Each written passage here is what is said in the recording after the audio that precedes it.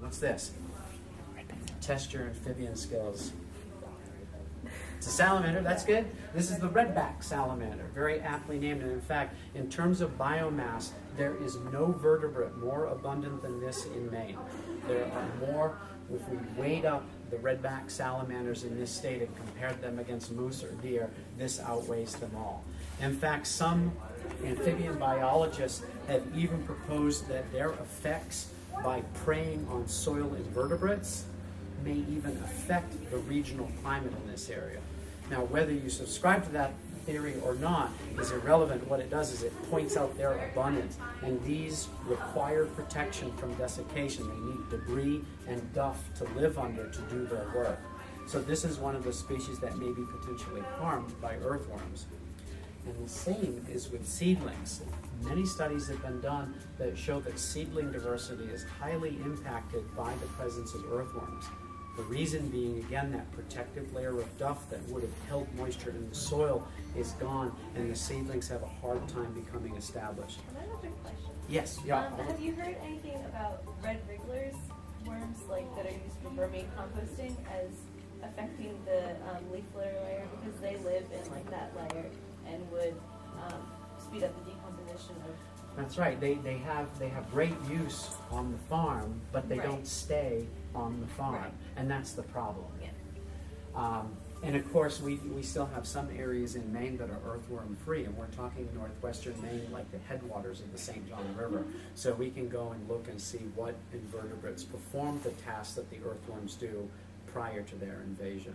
Okay, because red wrigglers are different than earthworms. Like they don't live in the same area, but because they live, on top of the soil and leaf litter. No, yeah, but they're still speeding up the decomposition. Right. That's right. I have a question Yes. about that, just because you brought up, Angela brought up the redworms.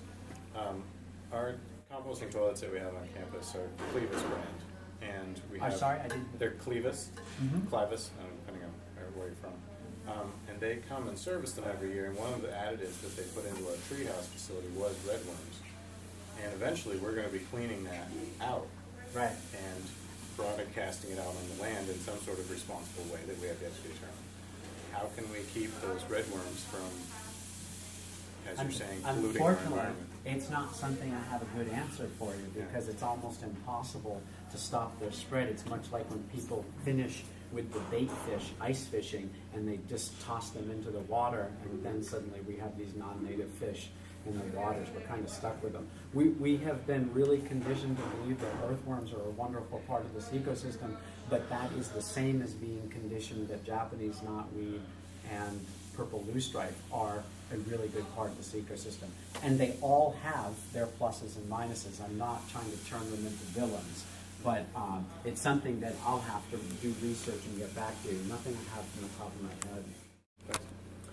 You guys probably recognize pictures of the Dust Bowl from the 1930s. This is after 100 years of agriculture. They took 12 feet of topsoil and turned it into only a foot. This was before chemical fertilizers. This was before Monsanto. This was before transgenically altered plants. What I'm getting at is this would qualify as organic agriculture. I'm not saying it was good organic agriculture, but it would qualify as it. So we certainly know that when agriculture is in the hands of the wrong people, unfortunately it can be very destructive.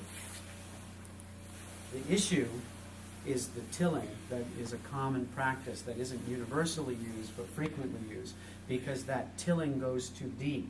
It aerates the soil, it facilitates moisture loss, it kills the mycorrhizal fungi that are there to form symbiosis with the plants, and ultimately it leads to soil loss.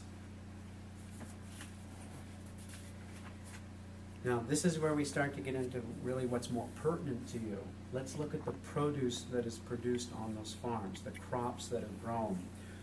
This, if we were to go to a farmer's market and see all this wonderful produce, and I, like you, do get excited by that, but it is not as nutritious as we believe.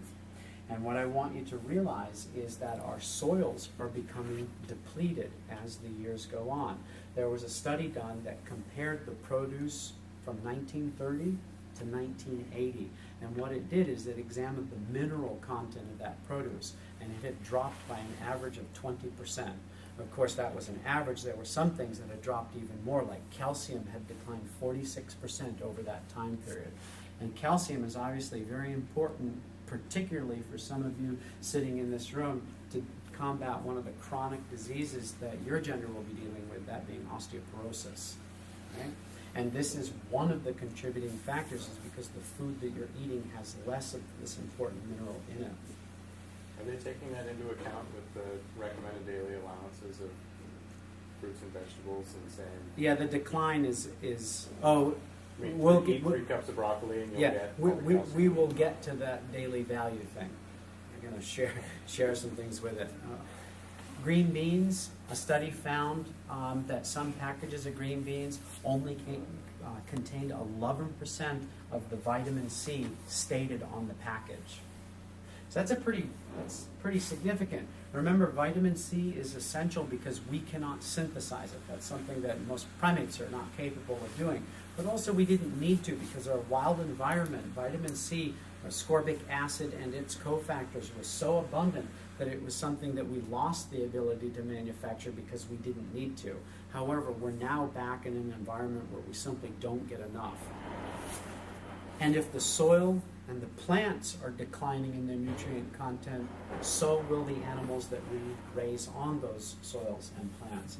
A study, 1930 to 2002, so it looked at this long time period again, found that the iron content in meat had declined 47%, and the iron content of dairy had declined by 60%. Again, really substantial declines in nutrition based on the ways we're producing food. Anybody in the room know what this is? Have you heard of Teosinte? Yeah, this is the wild progenitor of corn. And what I want you to notice is here's the kernel of corn encased in this very hard shell, and look how few kernels are found on the plant. The natives, of Central America took that plant and made this. My point is, corn, as you know it and consume it, is highly genetically modified from its wild ancestor. Whether or not somebody in a lab inserted genes to make it less susceptible to Roundup as an herbicide, or inserted an antimicrobial gene for some reason, it is already very, very different than the plants we were consuming on the wild landscape. How about this plant? You're in the right family, good job. This is called gray bitter apple, and it is a member of the nightshade family, and in fact a member of the nightshade genus. This is a bitter and toxic plant that you can't consume in large quantities, and it's used medicinally as pain relief, as an antimicrobial agent, and as an anti-parasitic. The natives rub this plant on their animals to repel ticks. And this is the form we consume it in today, eggplant. Something we certainly wouldn't describe as bitter or medicinal.